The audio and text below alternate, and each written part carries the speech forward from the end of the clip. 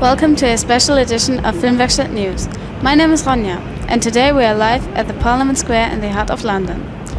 This is a summary of what the classes 10R1 and 10R4 did on their trip to London.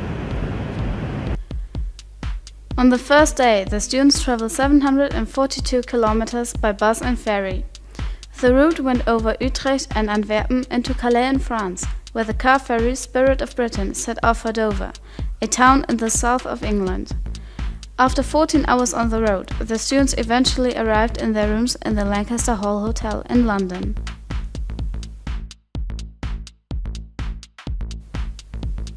On the second day, after a typical English breakfast with bacon and eggs, the students hopped on the tube with the destination Piccadilly Circus, from where they started their first shopping trip. Afterwards, they went through Green Park to Buckingham Palace.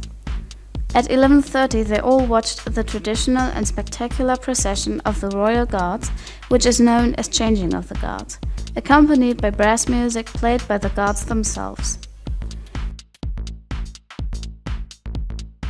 Around midday the students met at the Parliament Square to see two well-known sights of London: the Houses of Parliament with the famous bell Big Ben, and the old crowning church, Westminster Abbey.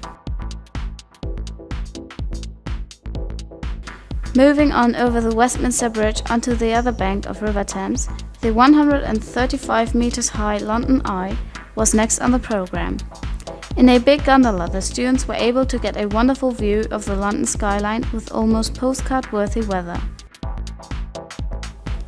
Afterwards, the students had the day off to visit other sites or to shop at the Primark in Oxford Street. In the evening, the students went on a London by Night bus tour where the Tower Bridge gleamed in beautiful light. From the tube station Paddington Street, the next destination was Madame Tussauds on Tuesday morning. Apart from wax figures of film, sports and politics, the students could take a ride in a cab through London's history. On following, the students took a typical double-decker bus to St. Paul's Cathedral, London's biggest church, where Prince Charles and Diana got married in 1981.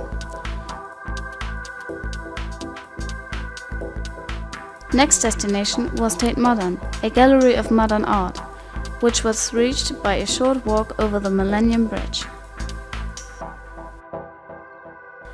The group got to the Natural History Museum at Cromwell Road after a nice walk through Hyde Park and Kensington Garden on Wednesday morning. The special exhibition 1 Million Years of Human Story, along with many dinosaur exhibits, could be gazed at. After lunch, the students took the tube across the city to dive into London's pulsating life at Camden Market.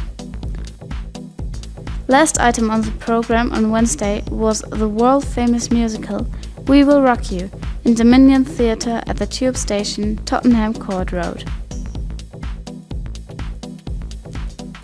On the last day in London, the students took the Docklands railway line to Greenwich because the Meridian is located on a hill in Greenwich Park. From there you could get another spectacular view of London's skyline. On their way back, the students could gaze at the Canary Wharf Tower, one of London's biggest office buildings with an own tube station. Another highlight of the day was a trip to Covent Garden, a market where street artists can show a fascinated audience their talents. In the early evening, both classes attended the evensong in Westminster Abbey. After a collective prayer in a striking atmosphere, the group mounted the bus once again, and around 7 p.m.